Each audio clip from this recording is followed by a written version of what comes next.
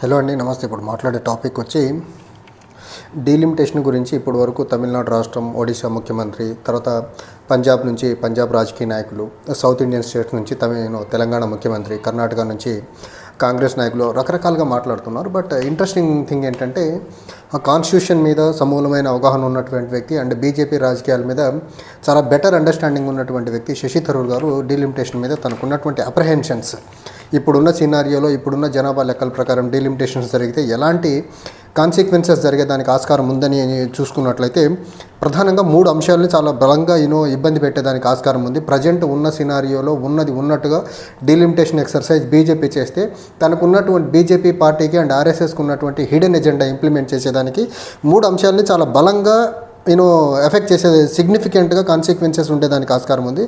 అందులో ఒకటి, democracy in India. Second, national యూనిటీని దెబ్బకొట్టేదానికి ఆస్కారం ఉంది.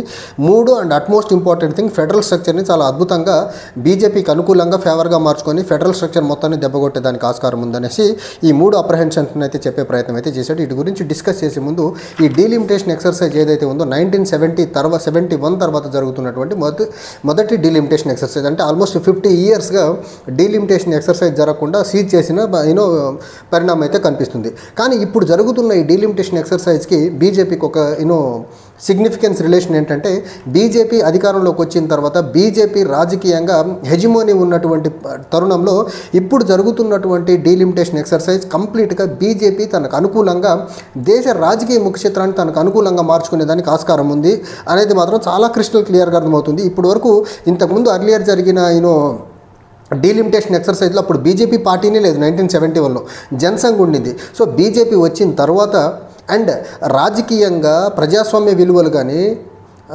డెమోక్రసీ మీద గౌరవం కానీ, లేకపోతే రాజ్యాంగం మీద విలువలు గౌరవం లేనటువంటి నరేంద్ర మోదీ అండ్ అమిత్ షా వాళ్ళిద్దరి లీడర్షిప్లో జరుగుతున్నటువంటి డీలిమిటేషన్ ఎక్సర్సైజ్ కాబట్టి ఖచ్చితంగా ఈ డీలిమిటేషన్ ఎక్సర్సైజ్ దేశంలో ప్రజాస్వామ్యాన్ని, నేషనల్ యూనిటీని, తర్వాత ఫెడరల్ స్ట్రక్చర్ని చాలా ఘోరంగా విఘాతం కలిగించే విధంగానే వీళ్ళు డీలిమిటేషన్ ఎక్సర్సైజ్ని ప్లాన్ చేస్తారు. అండ్ జనరల్గా డీలిమిటేషన్ కమిషన్ని సెన్సస్ కండక్ట్ చేసిన తర్వాత వేసినప్పటికీ అది ఇంపార్షియల్గా పనిచేయాల్సినటువంటి బాడీ ఉన్నప్పటికీ ఖచ్చితంగా డీలిమిటేషన్ కమిషన్ అనేది గవర్నమెంట్ అపాయింట్ చేయాలి, ప్రెసిడెంట్ అపాయింట్ చేయాలి. ప్రెసిడెంట్ ఎవరిని అపాయింట్ చేస్తారు? జనరల్గా గవర్నమెంట్ ఎవరిని రెఫర్ చేస్తే వాళ్ళని అపాయింట్ చేసేదానికి ఆస్కారం ఉంది. అండ్ ఈ Narendra Modi, Amit Shah as well as ఈ ఆర్ఎస్ఎస్ వాళ్ళు ఎవరిని అపాయింట్ చేస్తారు? ఆబ్వియస్గా ఆర్ఎస్ఎస్ భావజాలాలు చాలా బలంగా ఉండి బీజేపీ యొక్క ఇంట్రెస్ట్ల కోసం పనిచేసే వ్యక్తిని డీలిమిటేషన్ కమిషన్కి చైర్మన్గా అపాయింట్ చేసే అవకాశం ఉంది. కాబట్టి ఖచ్చితంగా శశి థరూర్ గారు ఏదైతే తన కన్సర్న్స్ చూపించారో, డెమోక్రసీని, నేషనల్ యూనిటీని, ఫెడరలిజాన్ని దెబ్బకొట్టే విధంగా డీలిమిటేషన్ ఎక్సర్సైజ్ ఉంటుందంటారో అది ఖచ్చితంగా ఉండేదానికి ఆస్కారం ఉంది. ఎందుకంటే ఇప్పటి వరకు బీజేపీకి డీలిమిటేషన్ పరంగా ఎలాంటి మేలు జరగలేదు. ఇప్పటి వరకు ఉన్న పార్లమెంట్ కాన్స్టిట్యున్సీస్ ఏవైతే ఉన్నాయో అంతకుముందు అర్లియర్ కాంగ్రెస్ టైంలో జరిగినవి, ఇలాంటి కాంగ్రెస్ టైంలో జరిగిన డీలిమిటేషన్ ఉన్న పొలిటికల్ డెమోగ్రఫీని ఈ రకంగా వాళ్ళకి అనుకూలంగా మార్చుకొని దేశంలో చాలా విధ్వంసాలు చేస్తున్నారు, రాజకీయంగా, ప్రజాస్వామ్యబద్ధంగా, కాన్స్టిట్యూషనల్ పరంగా. సో వీళ్ళు బీజేపీ వాళ్ళు ఇప్పటి వరకు చేస్తున్నటువంటి వికృత క్రీడలు ఏంటి, అవి రాబోయే రోజుల్లో ఇంకా ఎలా పెచ్చరిల్లిపోయేదానికి ఆస్కారం ఉందంటే, ప్రధానంగా మనం చూసుకున్నట్లయితే డెమోక్రసీని చాలా ఘోరంగా దెబ్బకొట్టే ప్రయత్నం చేస్తారు. డెమోక్రసీలో మరీ ముఖ్యంగా మీడియాను నోరు నొక్కేస్తారు. మీడియా నోరు నొక్కేసేదానికి వాళ్ళు రియల్ ఇష్యూస్ని డీవియేట్ చేసేసి దేశానికి పట్టి పీడిస్తున్న సమస్యల మొత్తాన్ని పక్కకు నెట్టేసి మోడీ భజన చుట్టూ మీడియా నడిచేదానికి ఇప్పుడు జరుగుతున్న పరిణామం రాబోయే రోజుల్లో కూడా సేమ్ ఇదే తంతు కొనసాగించేదానికి ఆస్కారం ఉంది. తర్వాత దేశంలో ఉన్నటువంటి constitutional bodies, statutory bodies and ఏవైతే దేశంలో ఉన్నటువంటి ప్రధాన సంస్థలు ఏవైతే ఉన్నాయో అవన్నీ బీజేపీ గుప్పెట్లో పెట్టుకొని దేశం మొత్తాన్ని ఇంకా బీజేపీ కబంధహస్తాల్లో పెట్టుకునే దానికి ఆస్కారం ఉంది. అండ్ ఓవరాల్గా ఈ డెమోక్రసీ మొత్తం బీజేపీకి అనుకూలంగా ఈ డీలిమిటేషన్ ఎక్సర్సైజ్ జరిగి నార్త్లో 2/3 సీట్స్ బీజేపీ గెలిచేలా ప్లాన్ చేసుకుని బీజేపీకి అనుకూలంగా ఉండేలా ఈ డీలిమిటేషన్ ఎక్సర్సైజ్ మొత్తానికి క్యారీ అవుట్ చేయగలిగితే కానీ ఖచ్చితంగా దేశంలో ప్రజాస్వామ్యం ఇప్పటికే లేదు. గత 10 సంవత్సరాలుగా undeclared democracy is going on in India.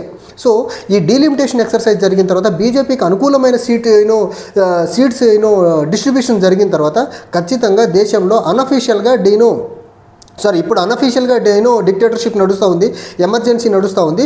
ఒక్కసారి డీలిమిటేషన్ ఎక్సర్సైజ్ జరిగిన తర్వాత డెఫినెట్గా బీజేపీ డిక్లేర్డ్ ఎమర్జెన్సీ ప్రకటించేదానికి ఆస్కారం ఉంది. తర్వాత నేషనల్ యూనిటీ దెబ్బకొట్టేదానికి ఎలాంటి ఆస్కారం ఉంది అంటే ఖచ్చితంగా బీజేపీకి అబ్సల్యూట్ మెజారిటీ, బీజేపీ యొక్క మిత్రపక్షాలు కూడా నోరు మెదపని పరిస్థితి కనిపిస్తుంది. కాబట్టి మణిపూర్లో గత 1.5 2 సంవత్సరాలుగా ఏం జరుగుతుందో మనం చూస్తున్నాము. సో జమ్మూ అండ్ కాశ్మీర్లో వీళ్ళు అదే పనిగా 317 రద్దు చేసిన తర్వాత అక్కడ ప్రెసిడెంట్ రూల్ అన్ఇంటరప్టెడ్గా ఎన్ని సంవత్సరాలు జరిపారో మనం చూసాము. అండ్ సదరన్ స్టేట్స్గా ఉన్నటువంటి ఆంధ్రప్రదేశ్ తెలంగాణ విడిపోయిన తర్వాత ఆంధ్రప్రదేశ్ కానీ తెలంగాణ కానీ రావాల్సినటువంటి డబ్బులు ఇవ్వకుండా ఎంత ఇబ్బంది పెడుతున్నారో మనం చూస్తున్నాము. ఇవన్నీ ఫెడరల్ స్ట్రక్చర్ని విఘాతం కలిగించే అంశాలు అండ్ నేషనల్ యూనిటీని దెబ్బకొట్టే అంశాలు. ఆంధ్రప్రదేశ్కి మరీ ముఖ్యంగా విడిపోయిన తర్వాత కేంద్రం ఇవ్వాల్సినటువంటి చేయూతి ఇవ్వకుండా బీజేపీ కేంద్రంలో మద్దతు ఉంటాం మెజారిటీ అబ్సల్యూట్గా ఉండటం వల్ల ఆంధ్రప్రదేశ్కి తెలంగాణకి ఎలా ఇబ్బంది పెడుతుందో ఎలా ఇబ్బంది పెడుతుందో మనం చూస్తున్నాము. వాళ్ళకి అనుకూలంగా వాళ్ళకి అవసరం ఉన్నటువంటి బీహార్కి బడ్జెట్లో ఎలాంటి అలొకేషన్స్ చేస్తున్నారో చూస్తున్నాము. ఇదంతా ఫెడరల్ స్ట్రక్చర్ని విఘాతం కలిగించేవి. అది ఎప్పుడు బీజేపీకి చాలీసార్ల మెజారిటీ ఉన్నప్పుడు ఇంత చేస్తుంది. అండ్ 2014 నుంచి 2024 వరకు వాళ్ళ దగ్గర బ్రూట్ మెజారిటీ ఉన్నప్పుడు మణిపూర్ని ఎలా నెగ్లెక్ట్ చేశారు, జమ్మూ కాశ్మీర్ని ఏం చేశారు, వివిధ రాష్ట్రాల్లో రైతులు వచ్చి ధర్నాలు చేస్తే రైతుల సమస్యలు పట్టించుకోకుండా ఎలా నెగ్లెక్ట్ చేశారు, అదానీ అంబానీలకి ఎలా దోచిపెడుతున్నారో మనం చూస్తున్నాము. సో తర్వాత ఇంకొకటి, తమిళనాడు రాష్ట్రానికి సమగ్ర శిక్ష అభియాన్ కింద రావాల్సినటువంటి డబ్బులు ఇవ్వకుండా ఒక సెంట్రల్ గవర్నమెంట్ వెపనైజ్డ్ పాలసీని ఎలా ఇంప్లిమెంట్ చేస్తుందో టువర్డ్స్ స్టేట్స్ మనం క్లియర్గా ఇప్పుడు చూస్తున్నాం దాన్ని. సో బీజేపీ కానీ ఇప్పుడున్న పరిస్థితుల్లో డీలిమిటేషన్ ఎక్సర్సైజ్ని ఇప్పుడున్న ఈ సీట్స్ని ఇలానే కంటిన్యూ చేయకుండా తమిళనాడు ముఖ్యమంత్రి అడుగుతున్నట్టు ఒక 30 సంవత్సరాలు ఈ ఎక్సర్సైజ్ని సీజ్ చేసేసి ఇప్పుడున్న సీట్ షేరింగ్లోనే ముందుకెళ్తే బాగుంటుంది.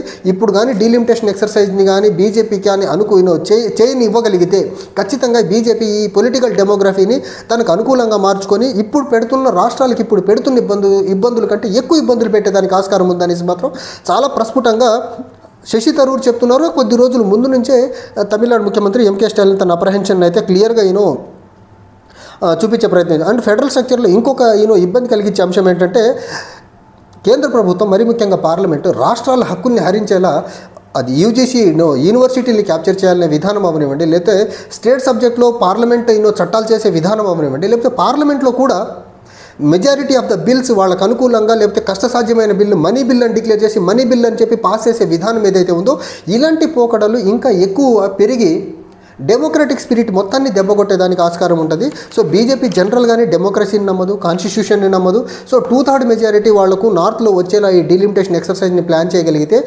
కాన్స్టిట్యూషన్ని మార్చాలన్నా, కాన్స్టిట్యూషన్ అమెండ్మెంట్ చేయాలన్నా, లేకపోతే కాన్స్టిట్యూషన్ దేశంలో లేకుండా చేయాలన్నా 2/3 మెజారిటీ సఫిషియంట్ అనమాట.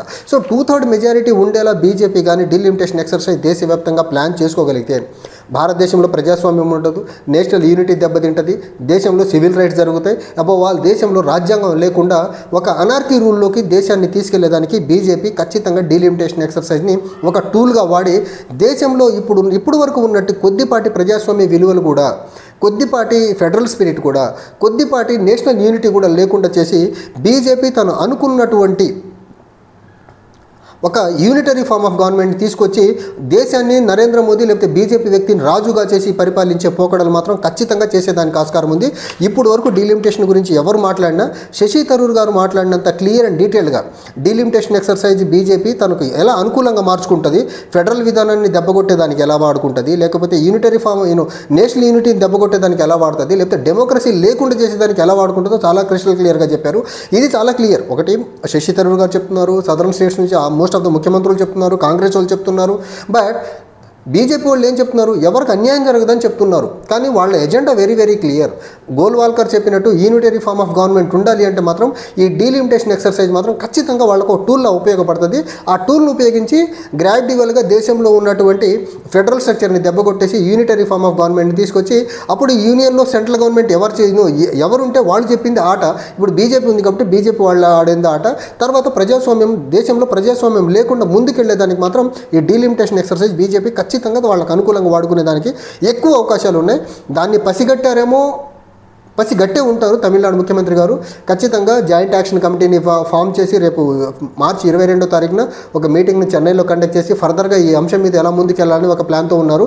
ఖచ్చితంగా ఒకటి మాత్రం చాలా క్లియర్, బీజేపీ అంది వచ్చిన అవకాశాన్ని డీలిమిటేషన్ ఎక్సర్సైజ్ని మాత్రం వదులుకొని రాజకీయంగా ఇబ్బంది పడే పనులు అయితే చేయదు. రాజకీయంగా ఇంకొంచెం బలోపేతం చేసుకునే విధంగానే డీలిమిటేషన్ ఎక్సర్సైజ్ని క్యారీ ఫార్వర్డ్ చేస్తారని మాత్రం చాలా క్లియర్గా చెప్పగలరు. అండ్ ఈ డీలిమిటేషన్ ఎక్సర్సైజ్ మొత్తంలో దేశం మొత్తం ఎట్లయినా పర్లేదు, ఫెడరల్ స్ట్రక్చర్ దెబ్బతిన్నా పర్లేదు, నేషనల్ యూనిటీ దెబ్బతిన్నా పర్లేదు, వాళ్ళకి రాజ్యాంగం లేకుండా పర్లేదు. కానీ బీజేపీ రాజకీయంగా తన ఒంటెత్తు పోకడలు నిలుపుకునేదానికి ఎంత తెగించన్నా ఎంత దూరం అన్నా వెళ్ళేదానికి వెనకాడబోతున్నది మాత్రం ఈ శశి తరూర్ గారు చెప్పిన ఈ 3-4 అంశాలు మాత్రం చాలా ప్రస్ఫుటంగా వాళ్ళ గ్రిప్ వాళ్ళ చెప్పు చేతుల్లో తెచ్చుకునే దానికి మాత్రం డీలిమిటేషన్ ఎక్సర్సైజ్ని మాత్రం క్యారీ ఫార్వర్డ్ అయితే చేయగలరు. Thank you.